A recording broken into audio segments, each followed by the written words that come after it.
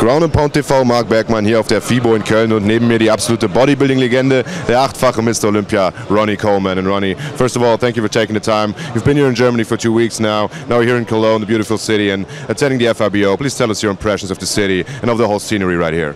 Well, the city is real nice here. It's a little bit better than Essen, but I like it a lot. The weather is a lot nicer. The people are pretty nice here too. So I like my first impression. It's a great city, and the people are great, and the weather is great. So I'm having a great time. Well, obviously you're one of the biggest stars right here at the FIBO, and one of the few pros who isn't actually competing anymore. How do you feel to still be such a big star, even if you're not on the big stage anymore? Well, first of all, I'm extremely happy about it. Second of all, I'm extremely excited about it. And third of all, I'm in a little bit of shock myself because it's been about, I want to say, almost 7 years since I last competed, and I'm still got a little bit of popularity going here. So I'm in shock. I'm overwhelmed, and of course, like I said, I'm excited about it, and I feel like I'm a very blessed guy.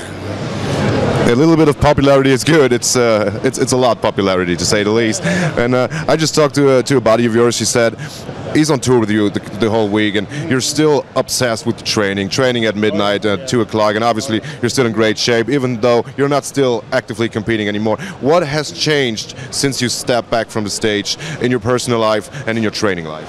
Well, in my personal life, it hadn't a whole lot changed. I have had,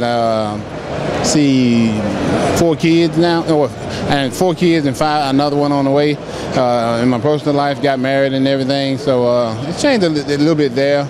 As far as in the sport, you know, of course I don't compete no more, but I still travel probably twice as much as I did now because I don't have that demand where I have to compete for the Olympia and all that kind of stuff. So I don't have to stay at home and train like I used to. Now I'm allowed to go on the road and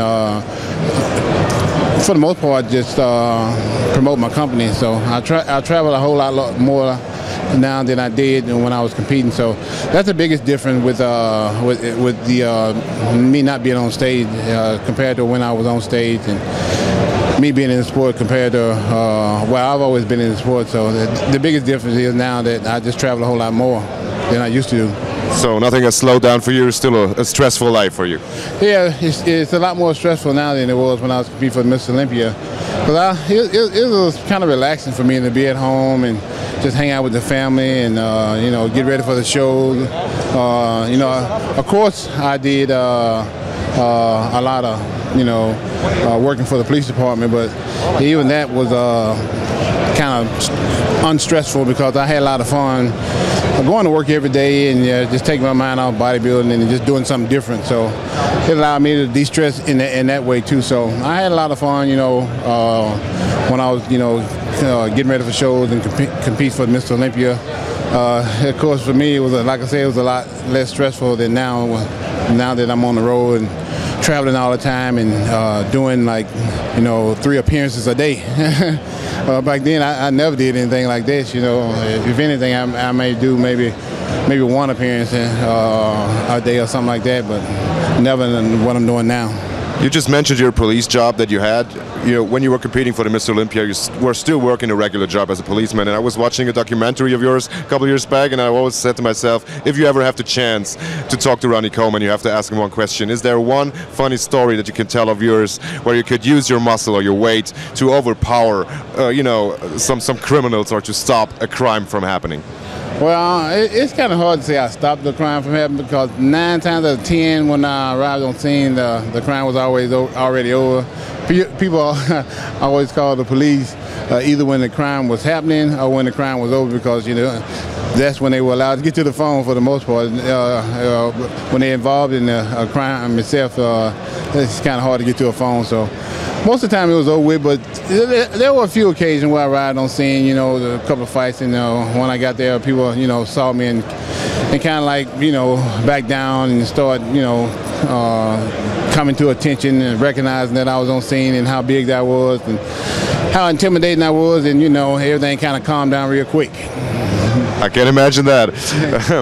You know, the last question to finish this off, obviously, I mean, you have a stressful life, you said, but still you can lean back and watch the whole bodybuilding scene from a spectator's view.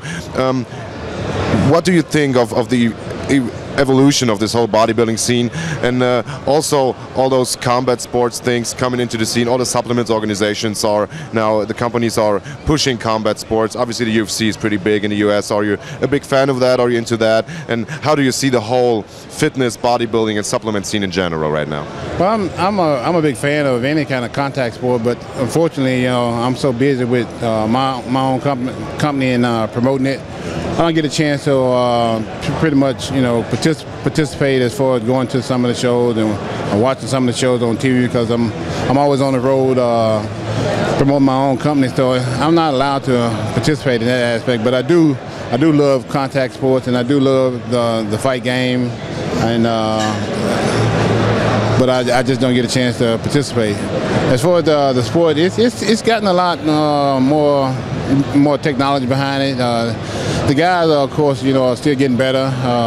Everything's still going good as far as, you know, the contests. They have more contests now than they did when I was competing. So they have more guys competing too, because when I was competing, they only let one guy turn pro from the show. Now they let every guy in first and second place turn pro. So there are a lot more pros now competing than when I was competing, so because there are a lot more shows now. Like, bodybuilding is advancing, it's getting a lot more popular than it was when I was competing. So that's always a good thing, you know. So it just brings out more fans, you know, by having more guys in it and having more shows. Well, Ronnie, one of the greats of the sports, I thank you very much for taking the time, and yeah, I wish you a lot of fun here at the FIBO, even though we have a lot of work to do, obviously, but enjoy your day, enjoy your days here in Germany, Cologne, and thanks a lot. All right, thank you.